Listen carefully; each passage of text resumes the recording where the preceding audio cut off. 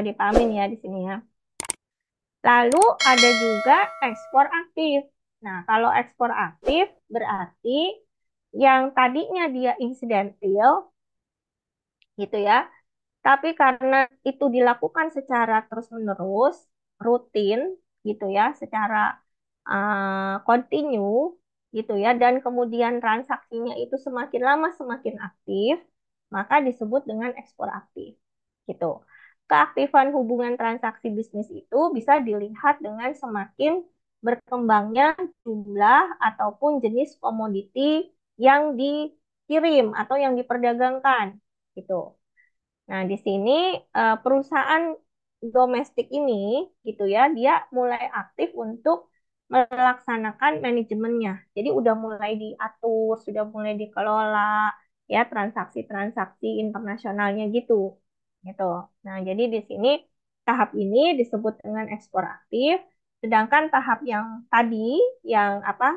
Insidentil tadi itu masih masuk dalam tahap purchasing atau tahap pembelian saja gitu ya. Jadi udah bukan apa sudah mas belum belum diatur sistemnya gitu ya. Bagaimana terus belum ada divisi khusus untuk menangani ini itu masih belum kalau yang di ekspor insidentil tadi karena itu sifatnya masih dalam tahap pembelian, ada transaksi pembelian saja gitu ya.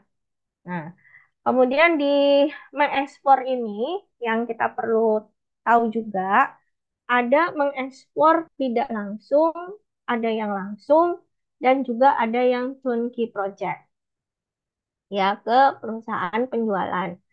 Nah, yang tidak langsung itu berarti mengekspor barang-barang atau jasa melalui berbagai jenis eksportir yang berbasis di dalam negeri. Jadi dia lewat kayak semacam agen ekspor gitu atau pedagang-pedagang yang sudah memang pemain ekspor impor ya. Jadi dititip lah istilahnya begitu.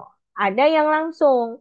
Nah, yang langsung berarti dilakukan sendiri oleh si perusahaan itu. Jadi dia mengekspor sendiri produknya dari apa sih dia dia dia buat barangnya, dia ekspor dia ekspor sendiri.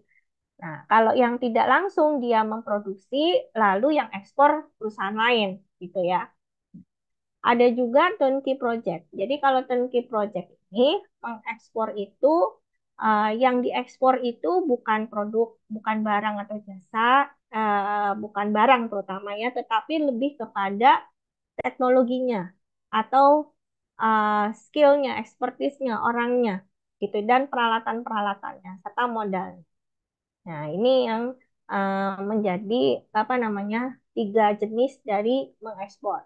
Nah, mengekspor tidak langsung, ya, mengekspor tidak langsung itu, kita bahas ini ya, kita bahas satu-satu dulu ya, untuk apa jenis-jenis mengekspor.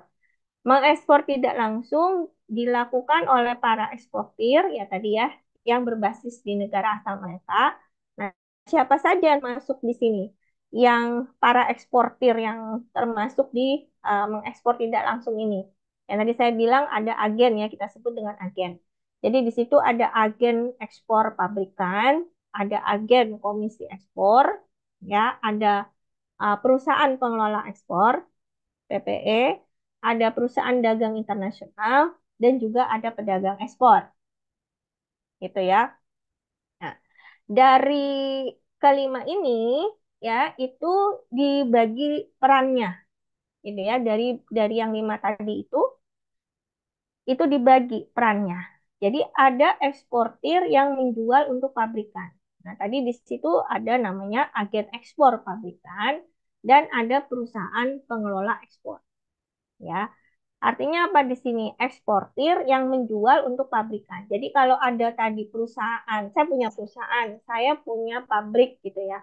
Pabrik untuk memproduksi benang, misalkan gitu, ya benang. Nah, karena saya tidak mengekspor secara langsung, saya mau menggunakan eh, eksportir yang menjual untuk pabrikan. Jadi saya akan menemui yang namanya agen ekspor pabrikan atau perusahaan pengelola ekspor gitu. Nah, Kalau agen ekspor pabrikan, dia ini bertindak sebagai wakil internasional untuk berbagai pabrikan domestik yang tidak bersaing satu sama lain.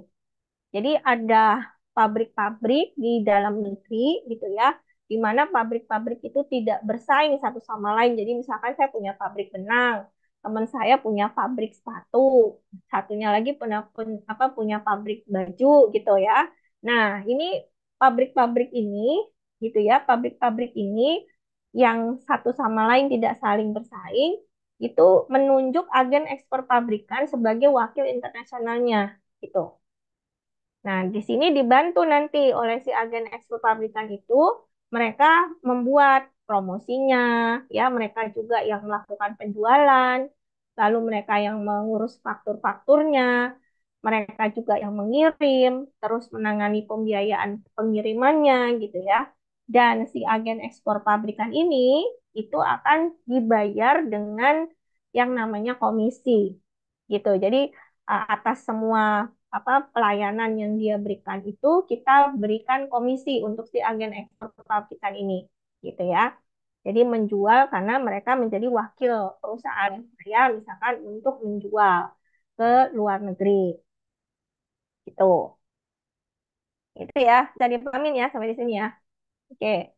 Terus setelah kalau yang satunya yang perusahaan pengelola ekspor gitu ya. Ini sama-sama masuk ke dalam kategori eksportir yang menjual untuk pabrikan. Nah, bedanya apa? Kalau perusahaan pengelola ekspor atau export management company, ya, atau disebut dengan dulunya itu sebagai manajer ekspor gabungan atau combination export manager atau CEM. Nah, di sini si PPE ini mereka bertindak sebagai departemen ekspor. Jadi dia kayak ada satu departemen gitu ya yang khusus ekspor untuk beberapa pabrikan yang tidak bersaing satu sama lain. Jadi dia hanya sebagai eh, apa yang kulaannya di dia gitu. Jadi yang mengumpulkan aja, mengumpulkan barang-barangnya, ya mengumpulkan produk-produk dari pabrik-pabrik lalu dijual gitu. Nah, kalau yang pertama, yang agen ekspor pabrikan, itu lengkap dia udah diurusin gitu. Jadi promosinya iya, bukan cuma dijualin, tapi juga fakturnya dikerjain gitu ya.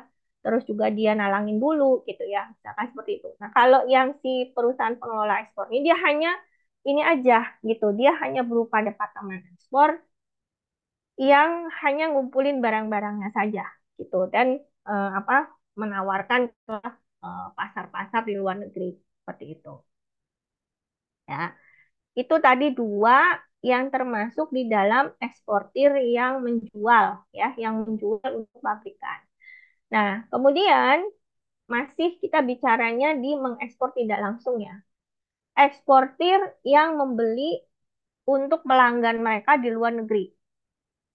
Nah, di sini ada siapa? Ada perusahaan dagang internasional dan ada agen komisi ekspor. Perusahaan dagang internasional ini ya itu sama seperti EMC, yaitu sama seperti pengelola apa namanya yang ini tadi perusahaan pengelola ekspor, gitu ya. Jadi perusahaan dagang internasional itu hampir mirip dengan perusahaan pengelola ekspor. Tetapi di sini mereka itu bertindak ya sebagai agen untuk beberapa perusahaan dan pedagang dan dia juga sebagai pedagang besar. Nah, perusahaan-perusahaan dagang internasional ini mereka apa mereka juga menjadi perantara antara para pembeli di luar negeri atau sebaliknya dengan para penjual domestik ya. Biasanya dalam bentuk apa nih perusahaan dagang internasional ini? Dalam bentuk kayak gerai, retail, supermarket, Carrefour misalkan gitu ya. Atau siapa Giant misalkan kayak gitu. Nah, nah, itu masuk ke dalam perusahaan dagang internasional. Lalu ada juga agen komisi ekspor. Ini juga termasuk eksportir yang membeli untuk pelanggan mereka di luar negeri. Agen komisi ekspor ini itu menjadi wakil perusahaan ya, bukan wakil perusahaan atau wakil pembeli, ya, mewakili pembeli luar negeri. Jadi mereka ini seperti perusahaan impor dan para pemakai industri besar, ya. Si agen komisi ekspor ini dibayar dengan komisi juga karena tadi namanya komisi ekspor gitu ya oleh para pembeli dan mereka bertindak sebagai pembeli penduduk di negara-negara industri gitu. Jadi mereka membeli untuk pelanggan-pelanggan mereka di luar negeri ya. Nah, lalu ada eksportir yang membeli dan menjual. Kalau tadi yang pertama kan menjual ya, menjual untuk pabrikan. Nah, yang kelompok kedua itu adalah membeli untuk pembelinya, gitu ya. Apa membeli untuk pelanggannya, gitu ya, untuk pelanggannya. Nah, yang ini membeli dan juga menjual dengan tanggung jawabnya mereka sendiri. Nah, di situ ada yang namanya pedagang ekspor. Jadi mereka membeli produk-produk langsung dari pabrikan. Jadi misalkan saya pedagang ekspor nih, terus ada UMKM memproduksi apa namanya kerajinan tadi misalkan gitu ya. Nah saya langsung beli aja, beli gitu dari si pabrik itu, terus saya jual, saya juga bikin fakturnya, terus saya kirim ya atas nama saya sendiri. Jadi si pelanggan yang ada di luar negeri itu taunya ya saya pedagangnya gitu. Jadi dia nggak tahu barangnya itu dari mana. Jadi si pembeli yang ada di luar negeri itu nggak berurusan langsung dengan pabrikan. Ya, ini juga sama seperti yang dilakukan dengan agen ekspor tadi yang pertama gitu. Ya. Lalu di sini juga ada yang namanya eksportir piggyback atau mother hand atau eksportir kerjasama. Ya, ini bentuknya seperti apa namanya pabrikan yang udah mapan gitu ya, dan mereka menjual produk dari perusahaan lain di pasar luar negeri bersama-sama dengan produk mereka sendiri. Jadi mereka juga punya produk yang dihasilkan, tapi mereka juga menjualkan produk dari perusahaan-perusahaan yang lainnya gitu. Nah, itu disebut dengan eksportir piggyback atau mandarian gitu ya. Nah, ini yang kelompok eh, terakhir dari mengekspor tidak langsung, eksportir yang membeli untuk pedagang dan para pemakai luar negeri. Ada siapa? Ada para pemakai luar negeri dan juga para penduduk yang membeli dari ekspor. Ya. Jadi di sini perusahaan contohnya para pemakai luar negeri itu lebih banyak dalam hal ini ya terkait dengan karena dia membeli untuk pedagang maka biasanya di sini bentuknya adalah perusahaan-perusahaan pertambangan seperti tambangan minyak gitu ya atau perusahaan-perusahaan konstruksi karena mereka membeli untuk penggunaan apa mereka sendiri di luar negeri gitu. Jadi untuk pembangunan pabriknya gitu. Terus kalau yang para penduduk yang membeli dari ekspor gitu ya, intinya mereka sama seperti kayak agen komisi ekspor tadi. Gitu ya, nanti bisa dibaca lagi. Oke, itu tadi mengekspor tidak langsung. Jadi ada beberapa jenis eksportir. Nah, yang kalau mengekspor langsung berarti di sini perusahaan itu dia langsung mengekspor ke importir-importir perdagangan besar di luar negeri dan mereka juga melayani kunjungan-kunjungan gitu ya, baik secara personal ataupun kantor pusat atau kantor perwakilannya yang ada di luar negeri. Siapa saja perantara yang ada di dalam ekspor langsung ini? Jadi para pemainnya lah istilahnya gitu ya. Ada yang namanya agen pabrikan, ada distributor, ada pengecer, dan juga ada perusahaan dagang. Ya. Nah, kalau agen pabrikan berarti dia penduduk di setempat di mana mereka melaksanakan bisnis untuk perusahaan itu. Ya, jadi kayak apa ya? Distributor di atasnya lah, jadi agen dari langsung dari pabrikan. Nah, distributor berarti kepanjangan tangannya dari si pabrikan itu, gitu ya. Lalu di bawahnya distributor, kepanjangan tangannya adalah dari dengan menggunakan para retailer atau pengecer, ya. Nah, kemudian ada perusahaan-perusahaan dagang. Nah, ini sebenarnya kalau kalau di Amerika ini nggak terlalu terkenal ya, tapi di Afrika perusahaan-perusahaan dagang ini dia tidak hanya menjadi importir utama gitu ya, barang-barang, tapi juga bisa menyediakan peralatan atau modal gitu, tapi juga bisa mengekspor bahan baku seperti kayak biji, besi, minyak sawit gitu ya, kopi dan sebagainya. Oke, itu eh, apa namanya tahapan untuk memasuki pasar luar negeri ya, yaitu dengan cara mengekspor. Yang kedua bisa dengan kontrak manajemen ya. Nah, kontrak manajemen ini eh, apa namanya penyediaan manajemen untuk bidang-bidang tertentu oleh perusahaan. Jadi misalnya perusahaan itu dia mensuplai tenaga ahli gitu ya, ke apa namanya ke negara lain gitu. Jadi yang yang yang dikerjasamakan itu adalah dalam bentuk manajemennya. Jadi pengelolaan bisnisnya atau pengelolaan usahanya, ya. Atau bisa juga perusahaan itu melakukan joint venture atau usaha patungan. Ya, nanti ini bisa dibaca, ya mungkin sering dengar ya joint venture atau usaha patungan. Jadi ini adalah kerjasama dua atau lebih perusahaan dan mereka berbagi kepentingan dalam hal kegiatan bisnis. Ya.